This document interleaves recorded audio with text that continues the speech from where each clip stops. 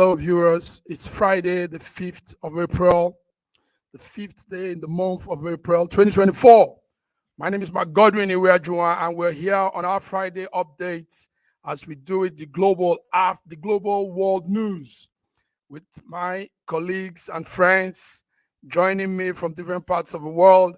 Right there in Lagos, Nigeria, is our diva, Bidi Nana. Bidi, you're welcome to News Echoes Global World News.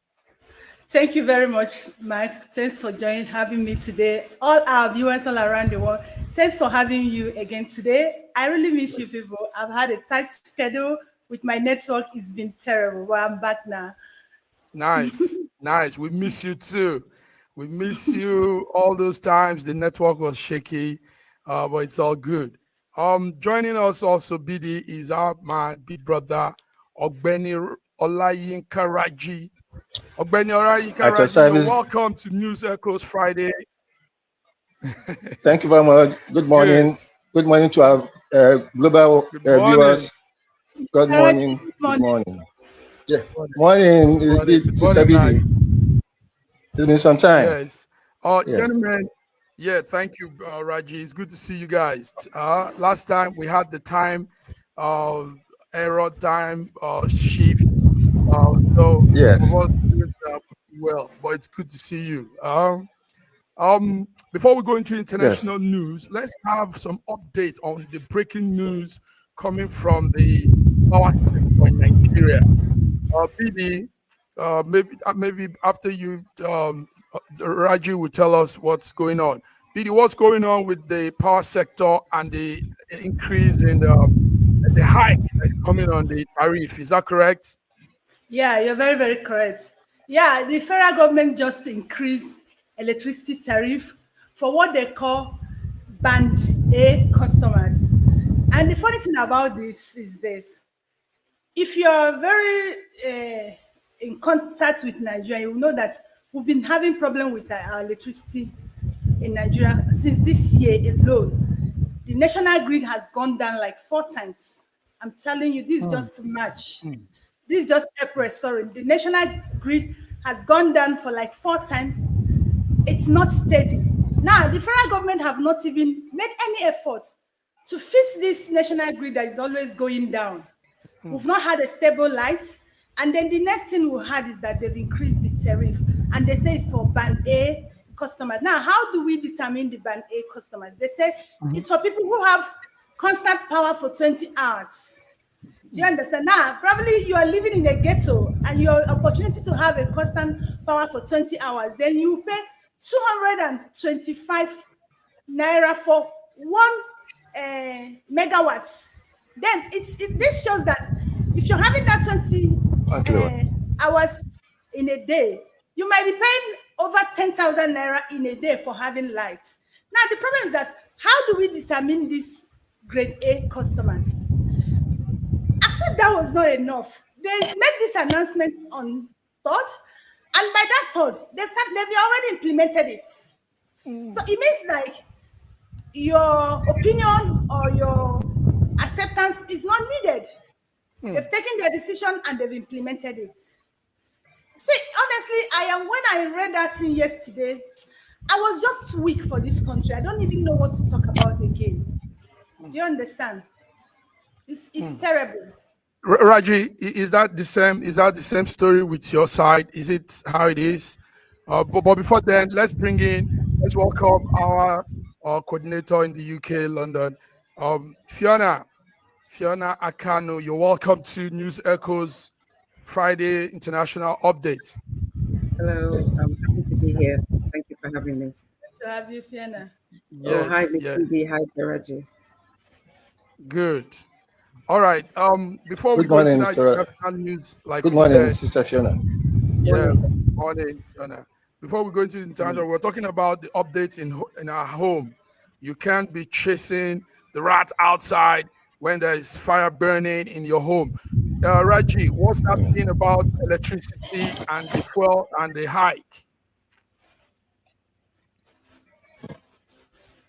Raji, can you hear me?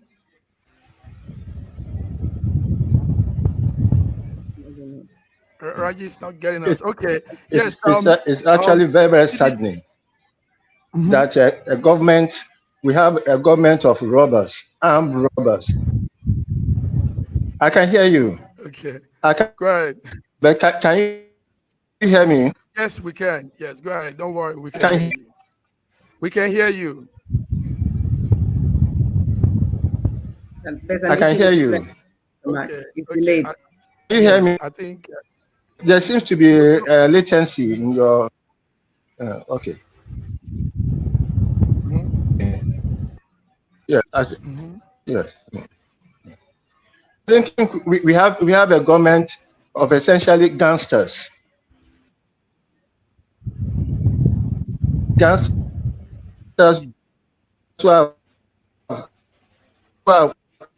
who don't have anything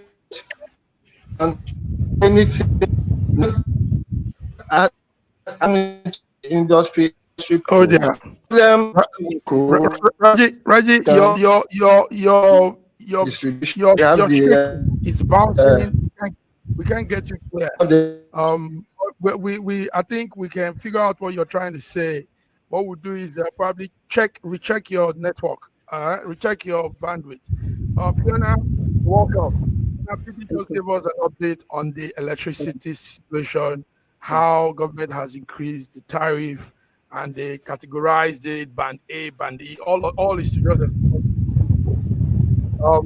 What do you say? I know you this is you're probably just hearing this here, but what do you think? I mean, when electricity is not in steady supply, and now the tariff is high.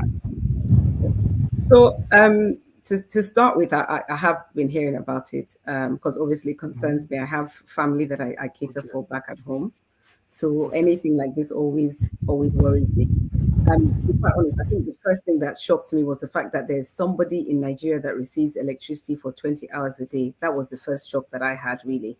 And then I just thought, oh, this is going to be very arbitrary in terms of the way they decide who has. I mean, it's just ridiculous. There's no rhyme or reason.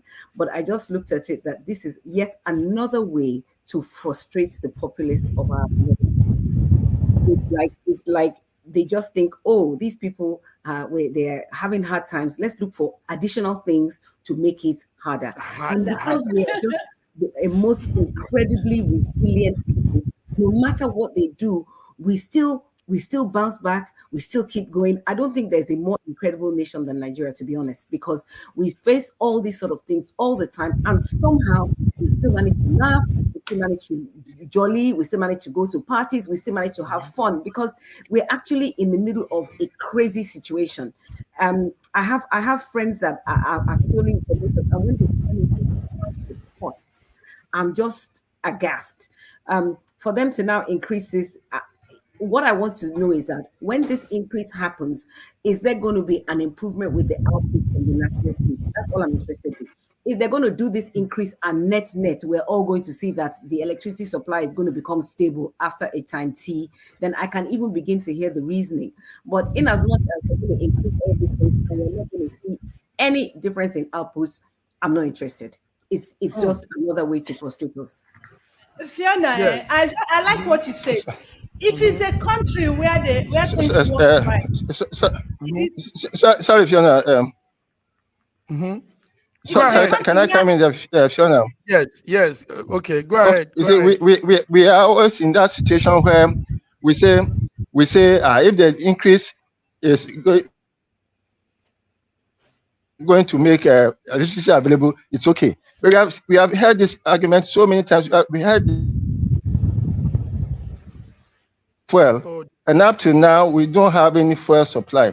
Now the problem with the electricity is that when you look at the total output that comes onto the grid, it's probably not more than or total output that the grid can carry. It's probably not more. His network is not good. The network is terrible. Now, what Fiona said, this will be possible if it's a country where the government regards the citizens. That's right. If it's a country where the governments have respect for the citizens. First, they don't regard us. Now, the grid has in Nigeria have a big problem. It keeps collapsing every day. If these people actually regard us as human beings, the first thing they should have done is to put this grid in order, let it work, let it start working, let there be stability in it. But it's not working as I speak with you now. They've not fixed it.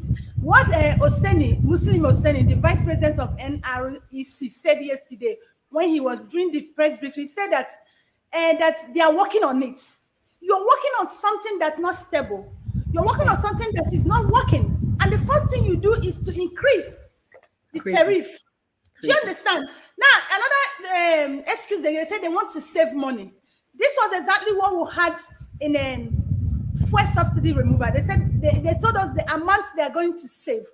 Now, after how many months? Almost 8 months. Where are the money they have saved? I don't know what they're saving this money for. And Nigerians are suffering. Nigerians are going hungry. Nigerians are dying on a daily basis. I don't know what this money they're saving for. Now, you save money for fuel subsidy. You now come, you want to save for electricity. Nigerian economy is fuel based and electricity. Now, the two things that function us, our home, our businesses, you're increasing it, making life more hard for Nigerians. See, like I said, I've said it on this show. I'm no longer blaming the government. I blame the people. Now, this tariff has been increased. And Nigerians pretend as if nothing has happened. Nobody's talking about it. Nobody's saying anything. Rather, we are pushing shadow, chasing what is it called? Bobrisky. Whereas our houses are burning. Nigerians are not saying anything. Honestly, I don't know. I had Raji is back. Raji, yes. You look steady now. Go ahead. Okay. Now the problem we have is that we have a serious problem with the national grid. We are able to generate enough power, but the national grid is old. It's old, and there have been talks as far back as 1960 for a decentralized electricity generation, distribution, and billing. That for every region of the country, we have different requirements. But because of greed on some other part, and because of control on some other part, we have a single national grid. And that grid, I don't think, has been expanded as far back as 1970s when it was. So regularly, it collapses. It is not able to carry as much power as we generate. So the situation we are in now is that the GEMCOs are generating power. Some of them are being pumped into the national grid, but the national grid is constantly collapsing.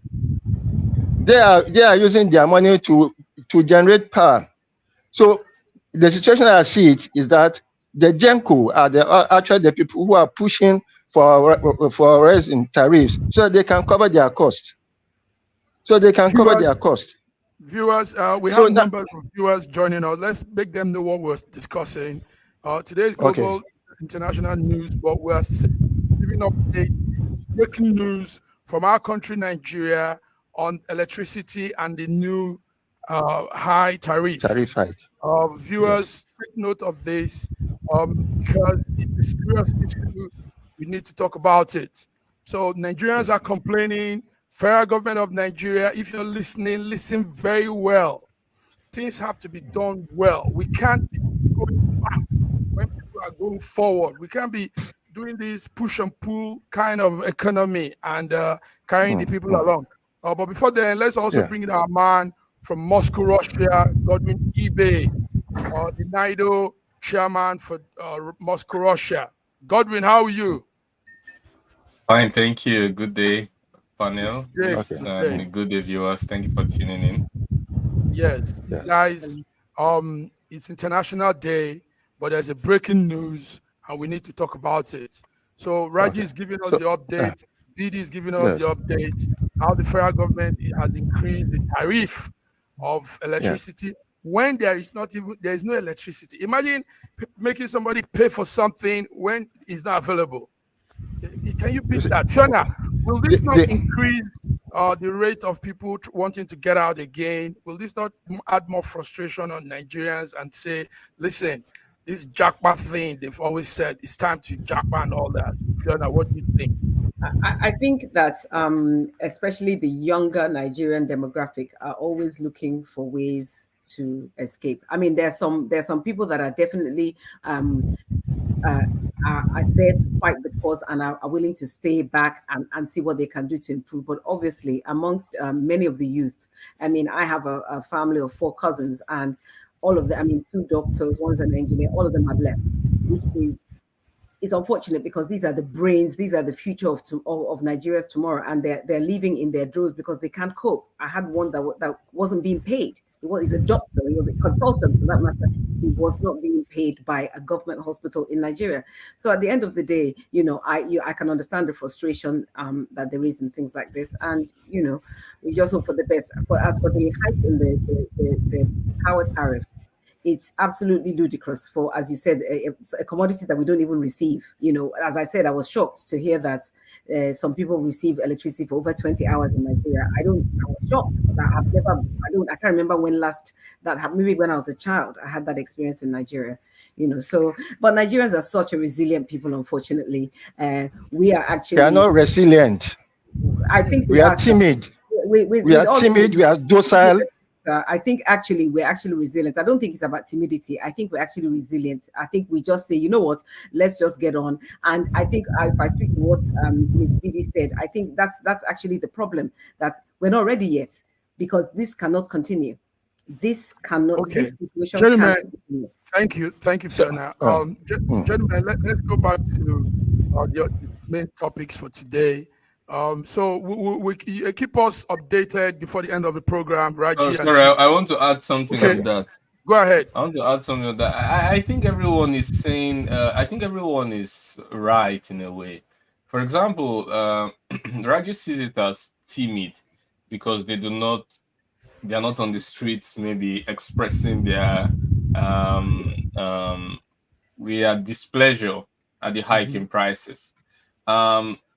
Which is true, they are not doing that enough. And Fiona is also saying that they are resilient because they, despite the face of oppression, they still can muster the will to control their emotions and not allow the outburst. I think it has to be a bit of both. It's impossible not to be resilient and still, you know, be able to keep your emotions in check. But I want to add that the biggest fool in Nigeria, is not the people who hike prices. It's not the government. It's not even the people who are suffering. The biggest fool in Nigeria is a tribalistic person. Because irrespective of whichever tribe you come from, whichever region you come from in Nigeria, you are all suffering the same, as we call it, shege. Yes, let me use that word. And it's high time we put all these different, because the biggest stumbling block in Nigeria, it seems to be of a tribalistic nature, where we pick not based on competence, pick based on the result, recall back inefficient and no capacity leaders, recall them back if possible, and show our displeasure. But we tend to stick to lack of results just for the sake of is our person, is our man, and all of that. And our political party, even political party service, even more, a little bit more reasonable, because there's an underlying principle joining everybody together. But where there is just the region where the person comes from has to be the reason for one's support. That is the biggest one. And I believe that those people who are seeing all of these and are not speaking to their representative or to their person, in quotes, while Nigerians are suffering, I think they haven't suffered enough yet. I think they will see more, and we'll see more shaggy. But to call it shaggy, I like that word. Yeah. It's a household word for something very, very gruesome. Thank you very much. That was a good one. You hit it well, Godwin. Now, gentlemen, let's keep our hands on that update. Really, I hear that the Minister of Power and Steel will be making some news briefing this afternoon. So you guys be on the lookout and tell us what he's saying. He needs to explain why there has to be increase in electricity when there is no electricity to the people. So let's go to other news. You guys were talking about people being resilient, and one people being resilient as of now are the Senegalese.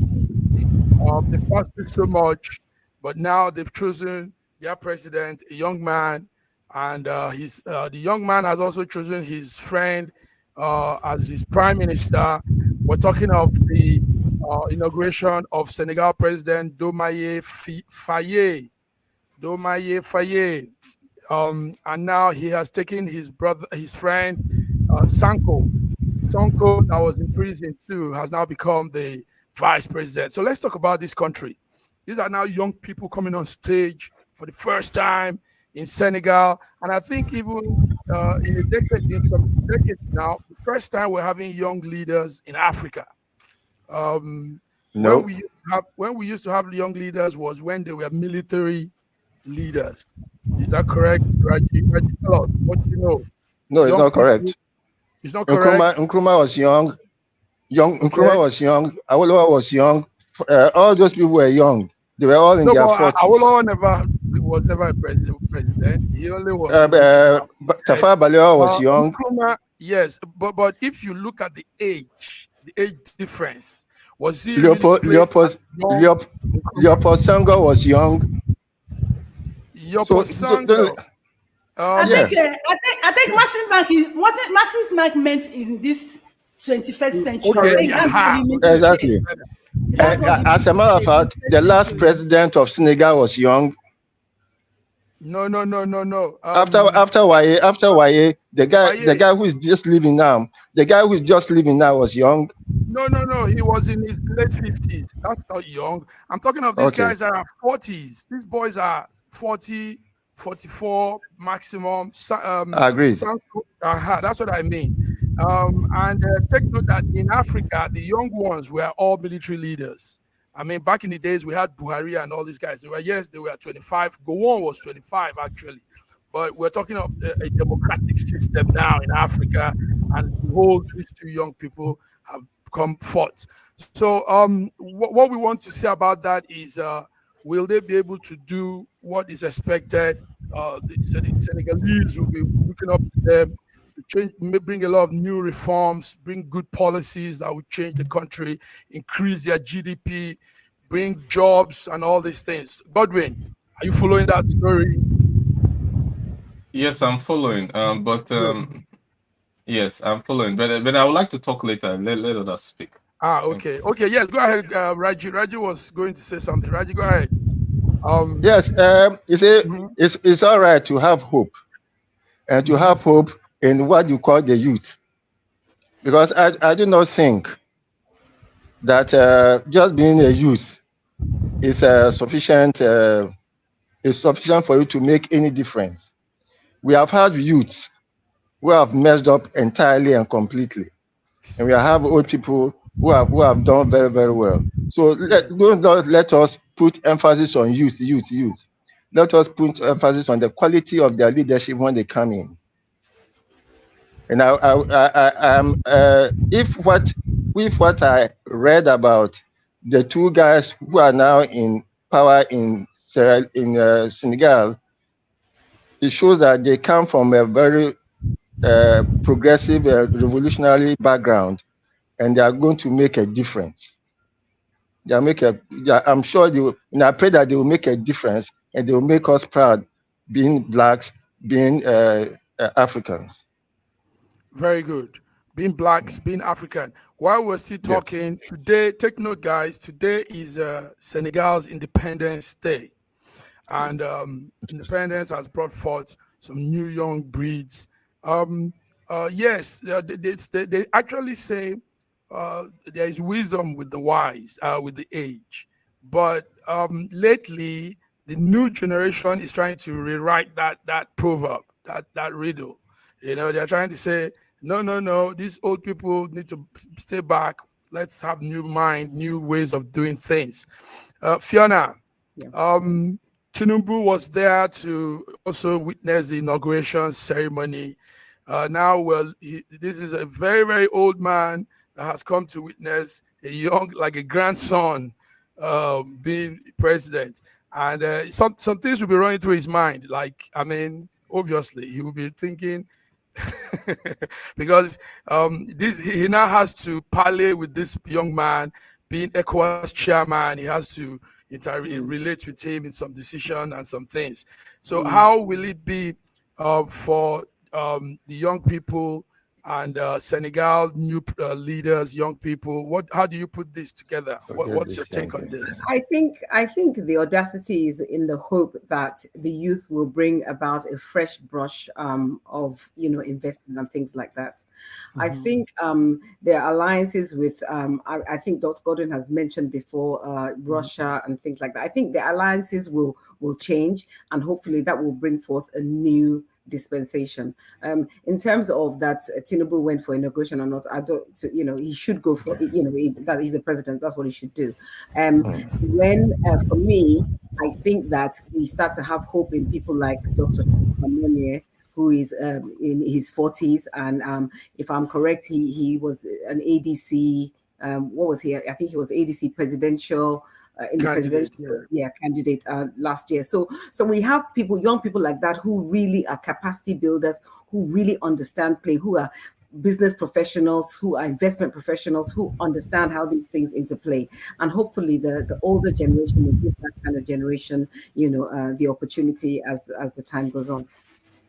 Wow, thank you, BD. Yeah, you follow the update very well. I see what you post.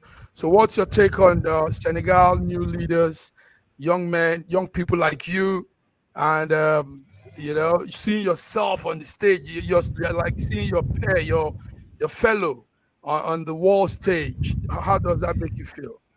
honestly, I felt good after that election, and I felt more good when he made that appointment to the man who actually steps down for him.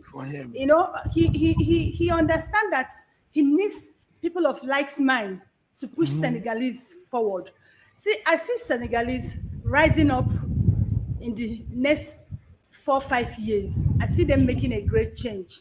Now, my question is this. My another take is this. This thing was made possible in Senegal because the people of Senegal believe in the country and they want the good of the country.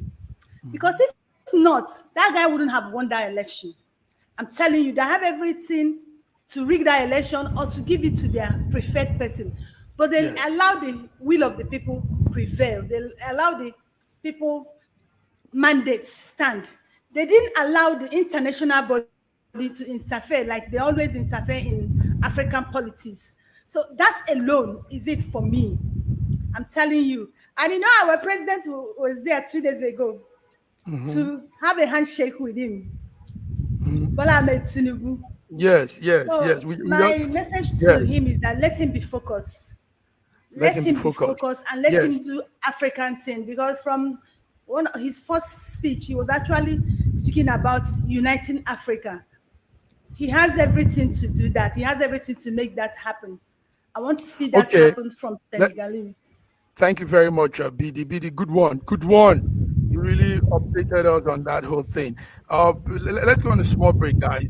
We're coming back to talk about ECOWAS. ECOWAS had a joint meeting in its headquarters. I think we can spare just 30 seconds here. Let me add something to this. Okay, add something. I think there's some wisdom in the young people leading. It's not so much for the experience, but it's for the absence of vested interest. The old people already have lots of business deals, historic business deals that they've done. Some, they will like it left in the past and not opened up again to the prying eyes of the public. And some would have had deals that have been closed, while some would have had compromising information for which some geopolitical powers hold them hostage.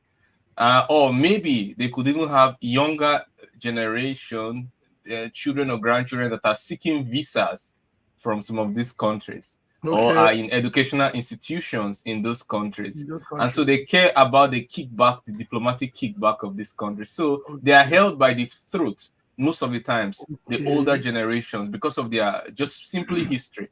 And then the second reason, major reason, is also we can see in Senegal why there was a pushback, I agree on that, but there's also the diversification, a bit of diversification of their exports. Their exports, they are they didn't allow just their trade to be on the West. In fact, most of their export is to inter-regional trade. That's to Mali, for example, to other African countries. Instead of depending on exporting only to the West, they do business around with their neighboring countries, and as well as split the people, their trade, the strategic trade between the East and the West. So it's difficult for the West to hold them hostage, or the East to hold them hostage. And this kind of diversification is exactly what we need in Nigeria. That's why I push for Nigeria to join BRICS, not because I want them to be only East or what, but they should diversify their interests. I want them to allow mere payment system, not only Visa, MasterCard.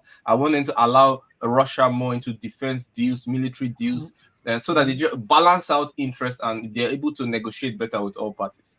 Balance out interest and negotiate better with all parties. Gentlemen, don't touch your dial. Just small seconds. Let's do this.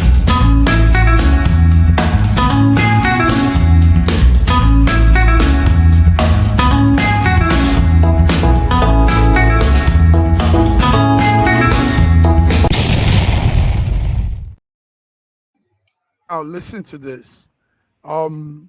We all follow the story of the Binance. How do you guys pronounce that word? Binance. Binance. Good. Binance. Binance. Now, Binance has just been, the head of Binance has been got. He's been brought back to Nigeria. And the story is that yesterday, sorry, somebody phone is, sorry for that. Okay, yesterday, they were in court and the discussion is still playing out. Gentlemen, let's talk business. Let's talk business. Alleged tax invasion. Let's see some of what was happening in court yesterday. That's a video of what was happening. The man was brought, Binance chief was brought to the court. The federal government is bringing him. Federal Government Inland Revenue Service. Take note of that. It's the Inland Revenue Service of Nigeria that is holding this man and saying that he has invaded tax. So now let's talk something. And that's a young man there seated and wondering what is going on, because really he doesn't understand what is going on. Like we've all said about this whole thing. How do you tell somebody he has invaded tax when you can't even equate the income? I mean, crypto business is in the cloud. All of these new business is in the cloud. So how do you put that out and say you have invaded tax? What's the ratio? What's the what is it that he has made, and what is his tax that should be paid? So that's why he seated there, and the judge, they had to also stall that judgment to get some papers. Well, his counsel to demand, the counsel to demand says they need to adjourn till 19th of April so they can really understand what this case is all about. Who has the knowledge of all this? Who could? Can I come in first? Yes. Go in first. Okay. Yes. Normally, FIRS is supposed to do taxation on companies that are registered with our CAC. I'm not sure whether Binance is registered with our CAC. If they are registered with our CAC, there will be their mode of whatever it is that is their business, and they have to file in some transactions, their transactions and their tax returns for the FIRS to be able to put a tax value on their transactions. I don't know what's happening actually. The whole thing seems to me like some kind of a Nollywood film, because I don't see how the federal government is going to actually ask them for tax when they are not registered with the CAC and they are not registered with the with our SEC. So I don't actually understand. That's and it. I'm actually looking at the script, because even the FRS is saying that they couldn't proceed they couldn't proceed because EFCC refused to bring in certain documents. So I really don't understand. Okay. I hope they will not ridicule our country with this thing. We hope so. We hope so. Gentlemen, George is back.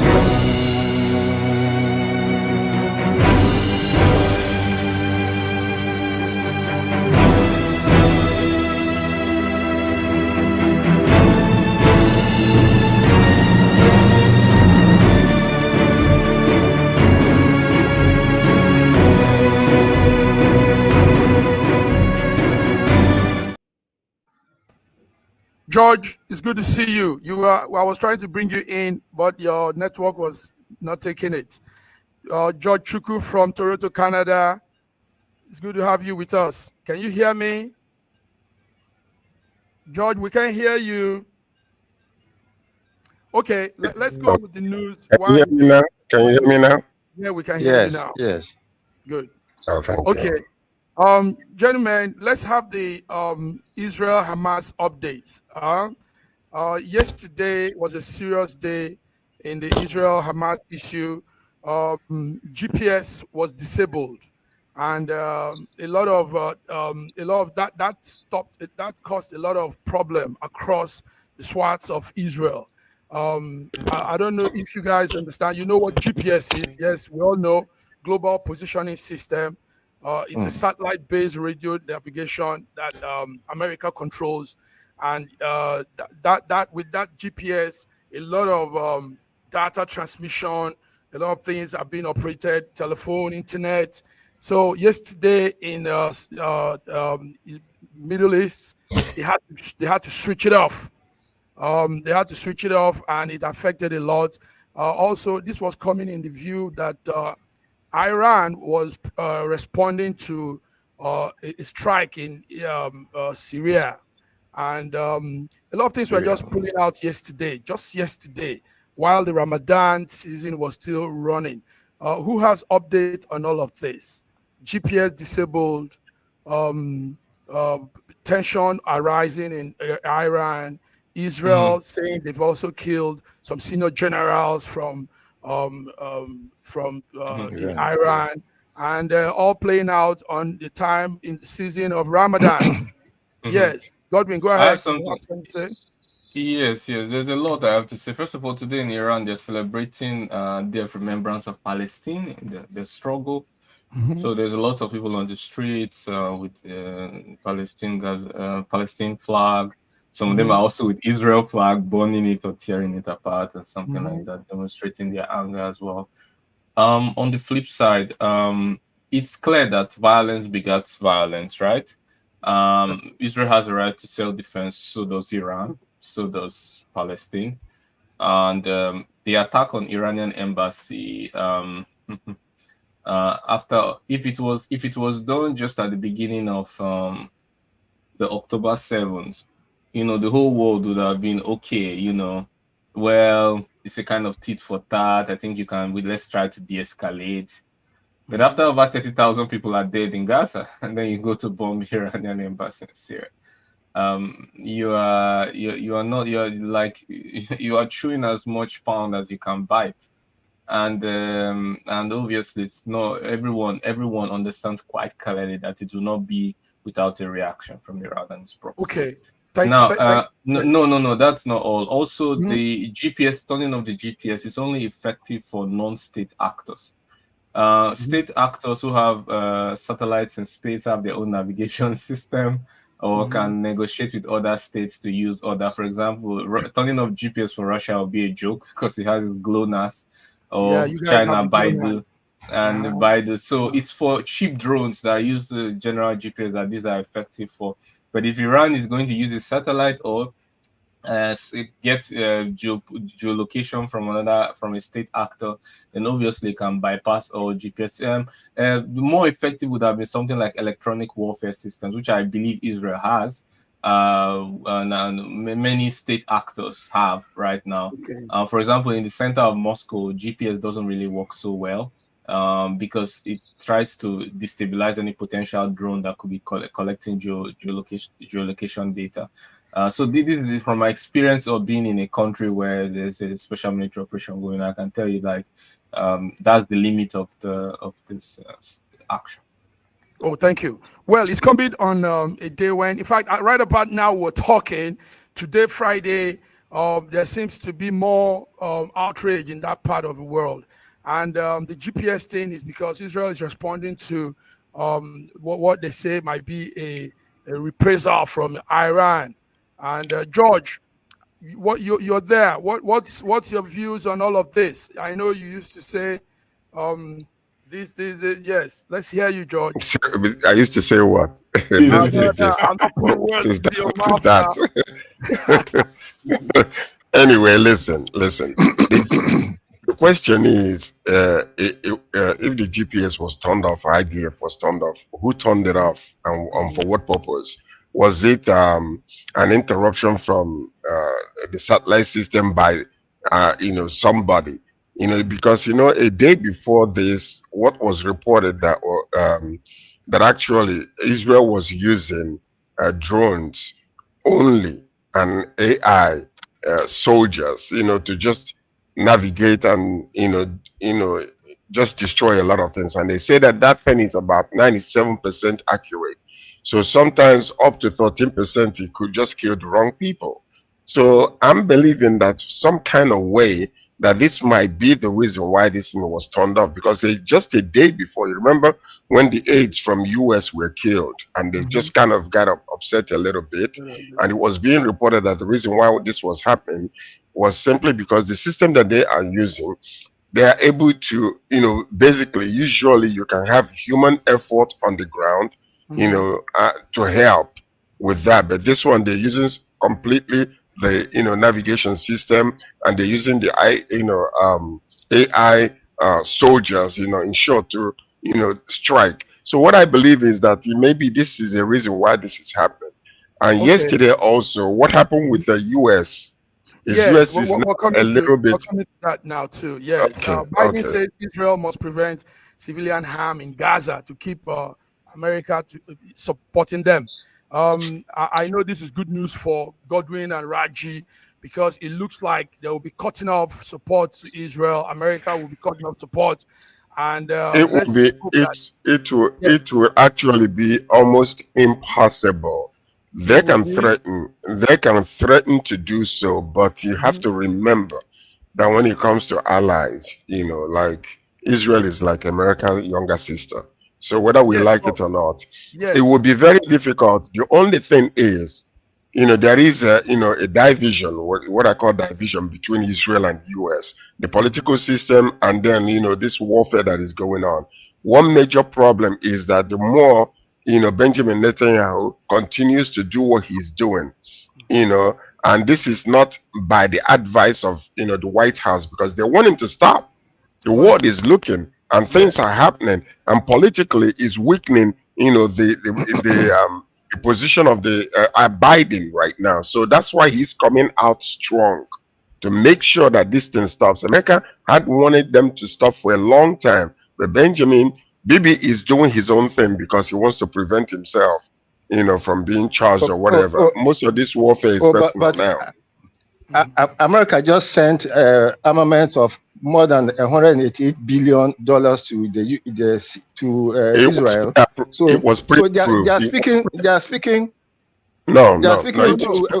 It's approved a while ago, and it was approved a while ago, and it was sent just only recently. So it's not like, this is something that has already been prepared for a while and then being transferred. To me, it's like sharing meat with your mouth. There's no way you are going to be fair to the other person. And even if it has been approved, it can be approved. And even if it can be stopped before he left. It can be stopped. It's like no.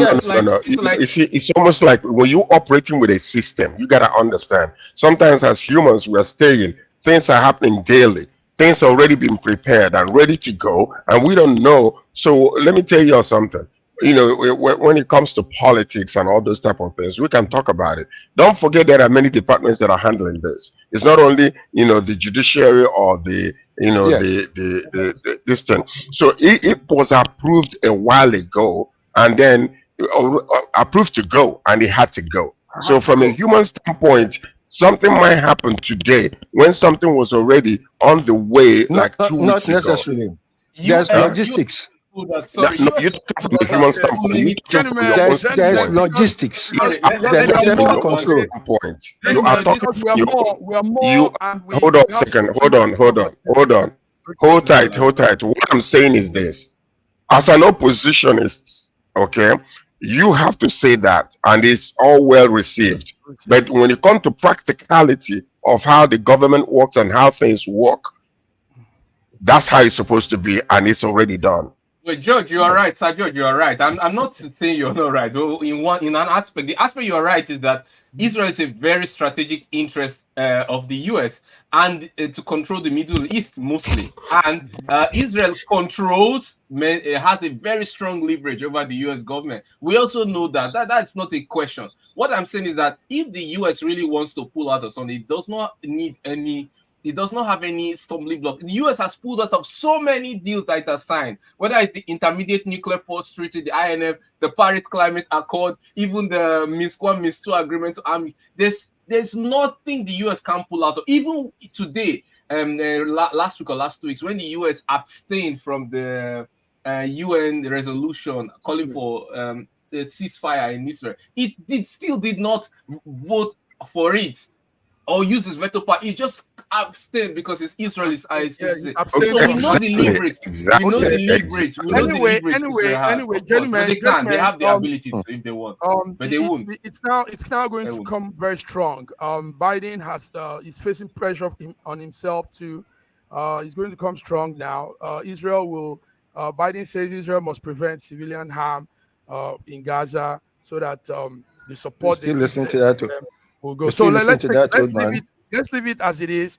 Let's go to other stories. There's something here that might interest the ladies here, and that is that Peru's president, a woman, yesterday almost got knocked out, impeached by the House because of a Rolex watch she has. Rolex watch. Yes, Peru.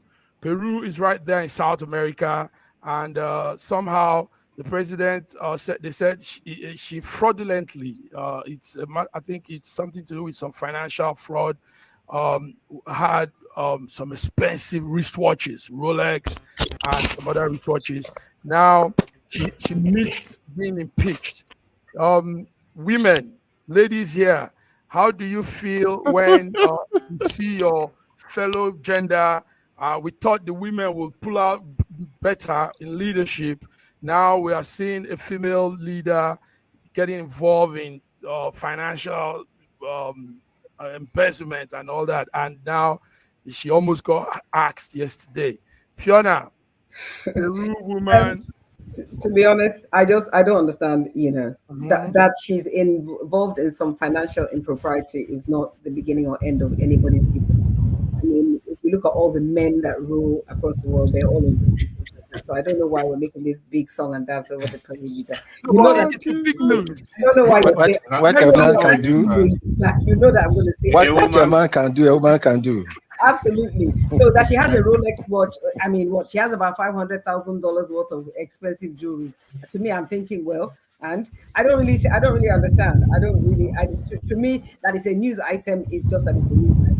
Now, obviously, if there is something that impacted on the people, and that's how she got, the jewelry, then yes, there's a concern. And I don't want to, because you started off by saying, "Oh, this might interest the ladies." Also, quite a sexist thing to say. So let's not do that. Let's not say that because the men are just as bad. So let's not do that. Yeah. Bidi. Yeah. Your gender has misappropriation of funds. This one that Sir George already have started laughing before I make a statement. It's okay. That's okay. President Diana Boluarte have been a good president to Peruvians. You see, I don't know why globally they always make women issue look out of the place. Yes. Do you understand? Men have won state country treasures on their body, on their risk, and nobody has made any story out of it. But when a woman wears anything little above, they make it a story. Why are you guys doing this to us? It's not fair. If you actually check this very well, most I'm not among them. Honestly, fair. I'm telling you. All right. Women have always been the best, but you always make it look like, oh, she has done it. You know why? Let me tell you why. You know, because there's this much expectation from women. Do you understand? For men, it's normal for men to steal, to embezzle money. But for women, you shouldn't even take 10 naira. But when they take 5 naira, it becomes an issue. So please, you should lower down that expectation. It's too much. We are human beings too. Okay. Since I have not been with you guys, let me just say something, right? Let me just say something. Okay. Now, have we seen already the position of both ladies among us? Because Massive Mark, you made the worst mistake of saying this might interest you, ladies.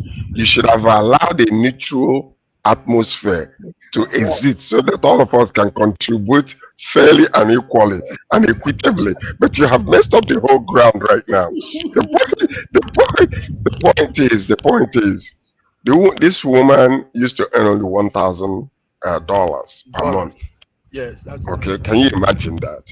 Nigeria needs to pay attention to this as the vice president for so long. Now, when the president was asked, and she basically came into as the interim president and finally decided to stay. The opposition has been looking for something to move her out. And that's part of the reason why this happened. So when they discovered that she had a couple of Rolex watches, and then the opposition started, posting it and advertising it. So now the force had to go in there, and 2 days ago, ransacked her house, and then all of a sudden, here comes the investigation that we have to, impeach her. But she, twice they tried, and it did not work. But the bottom line is this. This teaches Nigerians a lesson, because in many countries, I know that they accept under the table type of money. But look at the way they treated their own leader. Immediately they found out that something like this was in existence. They went in immediately, had the impetus and the authority to go into her house and search. Whether it was a male or female president, it could have happened. But just to show us the transparency that is in some of these countries. Small country, as a matter of fact. So we need to learn a lot of lesson from it. As for me, you cannot tell a woman simply because today I am the president or the vice president. You don't know what I've accumulated all my life. You don't know how many side boyfriends I've had before, or who gave me what because of my position. We don't know that. We don't know whether it was from a brother, a sister, or whatever. So all these things are assumption. Even if she was impeached, does that necessarily mean that she will be ousted? No. She could come back again and they have to vote anyway. But anyway, so this is what my own point of view regarding the whole entire thing. You broke it down well. Thank you, George. Let me add something. I didn't add anything to this. Yeah. Please, let's remove all this. Yeah, let's remove all this sexism, genderism, and all this. I wouldn't have a problem with her Rolex watch if she's worth it, for example. Peru is the least expensive city in South America. This specific country rather in South America. It's close to 60% cheaper to live in Peru than in US, for example. Her average salary before she became president, which was a minister, was $1,000 per month. Yes, so it's based on her inability to have accumulated watches that are worth $16,000 that led to this search. And I'm not saying men are not also corrupt. Of course, we have men and women that are corrupt. Now, I don't want to chase the smoke. The Rolex watch is just a smoke. It doesn't it's not the most important thing. What we're asking is, how has she helped the lives of people? I think I heard someone say she did well for her people. No, she didn't. She has an approval rating of 9%. 9%. Yes. 9, just 9. Worse than Zelensky in a 2-year war. It's Zelensky? I say worse than even somebody in a 2-year war. Zelensky coming to this. When you're in a war, when you're in a war, let me explain why. Because when you're in a war, mobilizing people who are dying, we see a lot of people escaping the borders every day. But you know, even every day. You have just intensified the attack because you felt like they don't have weapons, and you're killing civilians. I am telling you. I'm not saying it to evoke emotion, but let me finish.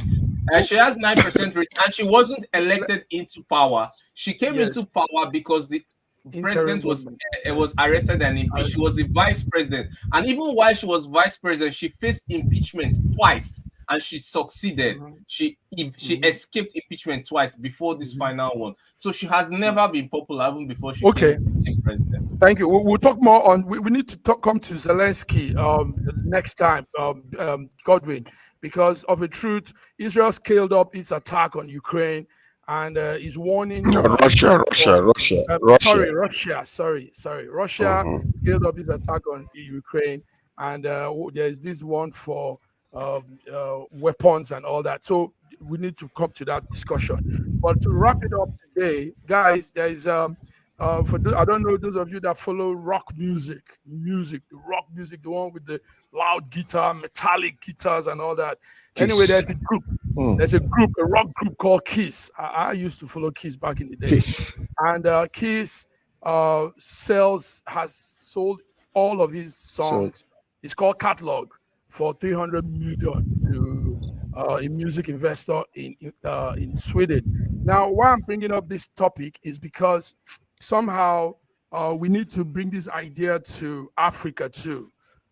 Some people understand this in Africa, but not all of the entertainment industry understands this. There's something called selling your catalog, and that gives you money in your hand, but it removes rights and franchise and copyright and everything out of you. Yes, they did it to Fela. I don't know if some of you know the popular musician Fela. Rock Nation, Jay-Z's Rock Nation has the catalog of Fela. Yes, they did it to Bob Marley. Do you know the Catholic Church? The Catholic Church in Rome and even in the UK has the catalog, some catalog of Bob Marley's song. That's why they can play the One Love and some of the Bob Marley song in the Catholic Church program. And I believe Michael Jackson bought from...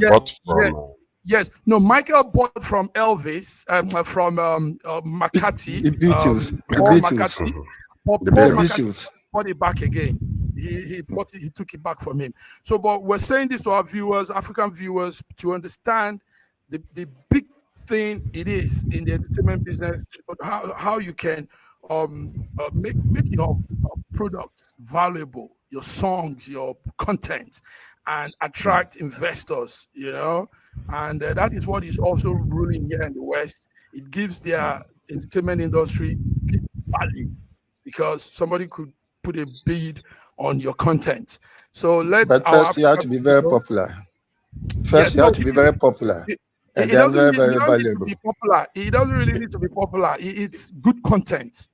There are some non-very popular artists that I know that have sold their catalogs to. And the reason is like maybe somebody might find it, that it might be a good investment in the future, and then just go ahead and buy it very cheap, and then let them make some more money. Yes, that's it. So we're wrapping up with that. So entertainers, content creators, have in mind that what you're doing could fetch you big bucks if it's done well. Add value to your content.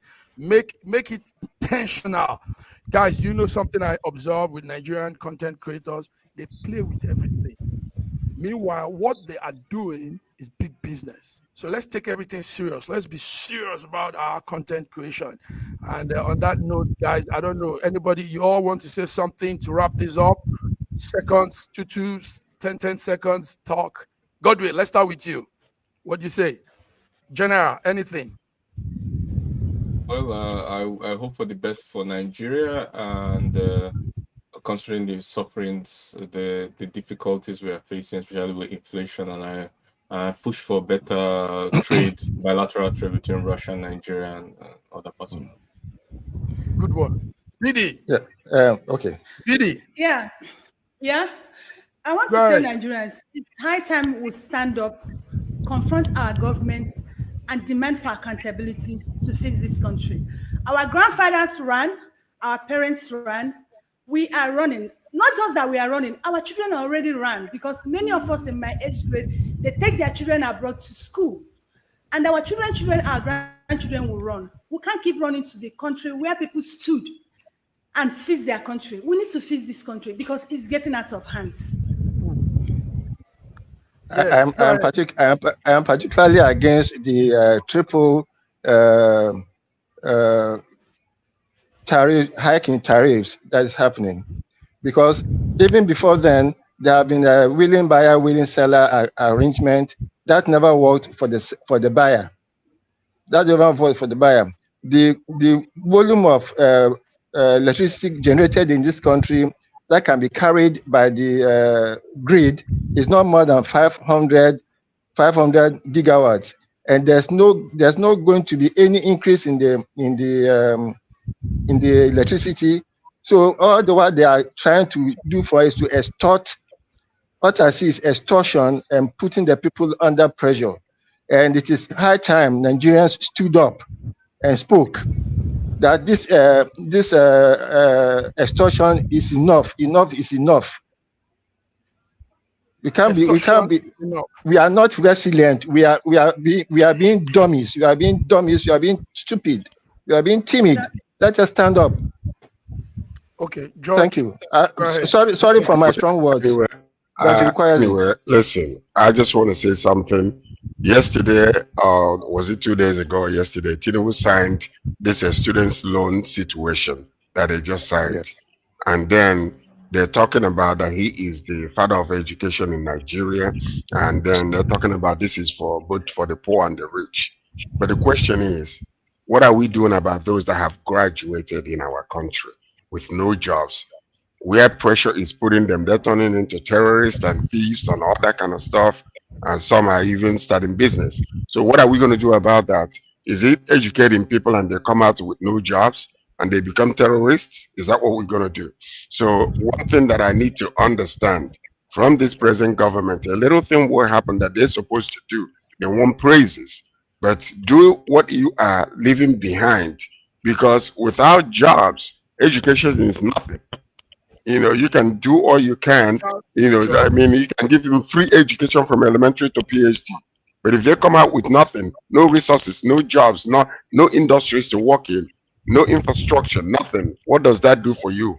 So accountability, like Bidi said, is something that we need to take seriously in our country in order to come to the place where we are supposed to be. Many countries, they plan 50 years ahead. Nigerians only live for today, which is something that cannot help us. We need to wake up, rise up, and say no to all this corruption that is happening in that country. Thank you, George. Yep, Fiona. Well, I don't really have, I think I echo what everybody else said. I think we need to keep having these conversations, and we need to keep thinking about ways that this change can be affected, because it's okay for us to talk, but we need to actually start thinking about the ways that these changes can be affected. Absolutely 100%. I think that there needs to, we need to really accept that we're at the limit of our tolerance level.